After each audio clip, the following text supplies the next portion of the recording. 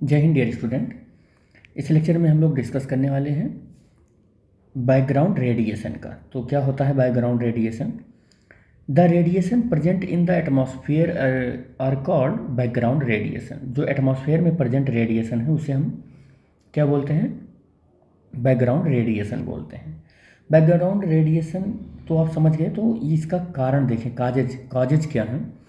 The natural radiation, the natural, देखो कागज में the natural radiation substance, the natural radioactive substance और the present everywhere, radioactive substance present है, everywhere present है in rock, soil, water and air of our planet. ये हर जगह पर मौजूद है।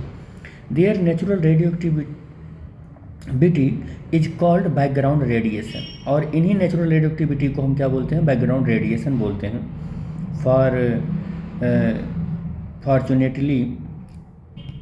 Fortunately our bodies can tolerate it. और सौभाग्य से हम ये कह सकते हैं कि हमारी बॉडी इनसे लड़ने के लिए काफ़ी है। कह सकते हैं कि उसमें इम्यूनिटी सिस्टम ऐसा डेवलप किया है नेचर ने कि हम उससे लड़ सकते हैं। और उसके लिए हमें मतलब सोचने की ज़्यादा ज़रूरत नहीं है कि अगर ये है हमारे बॉडी में आसपास तो हम उसको क्या करें।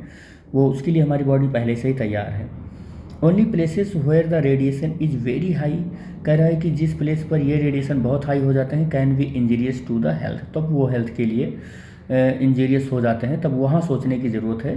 तो ऐसी जगहों पर तो सोर्सेस ऑफ अगर हम कहें कि बैकग्राउंड रेडिएशन का, तो कॉस्मिक रे है, radon gas in the atmosphere है, और natural radio activity in the rock and soil है। अगर हम बात करें अपने एटमॉस्फेयर में तो 57% नेचुरल रेडियो एक्टिविटी रॉक और सॉयल से मिलती है हमको।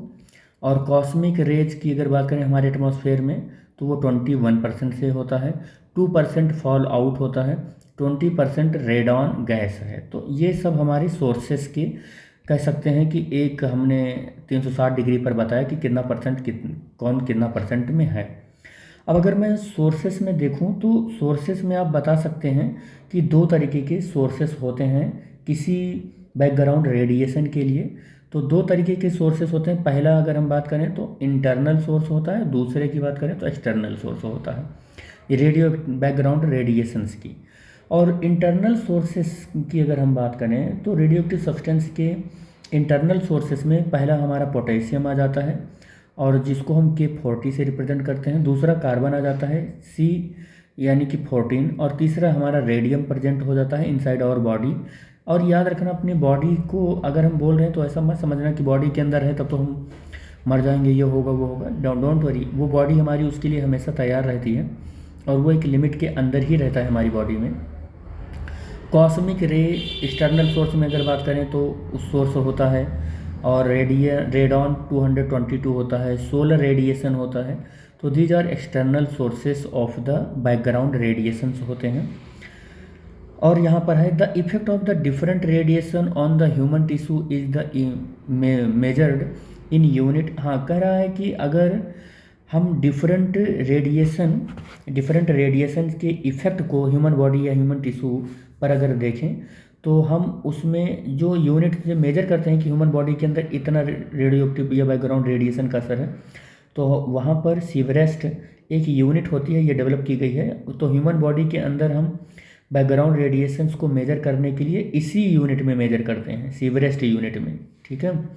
और in one exposure of the एक एक्सरे के अगर हम एक एक्सपोजर की बात करें, और हम वो एक्सपोजर कहाँ पर कर रहे हैं? चेस्ट पर कर रहे हैं। वो एक्सपोजर कहाँ ले रहे हैं? चेस्ट पर ले रहे हैं।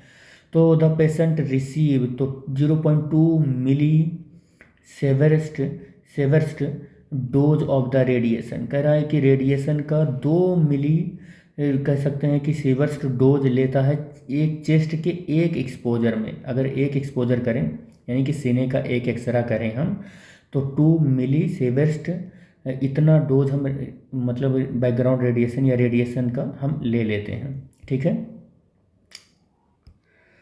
तो हम लोग इस लेक्चर में बस यहीं तक बात करेंगे। इसमें सबसे ज़्यादा जो इम्पोर्टेंट है आपको जानने के लिए वो यही है कि बैकग्राउंड रेडिएशंस के दो सोर्सेस होते हैं, एक इंटरनल होता है, एक एक्सटर्नल होता है। इंटरनल में कौन कौन होता है, एक्सटर्नल में कौन कौन होता है।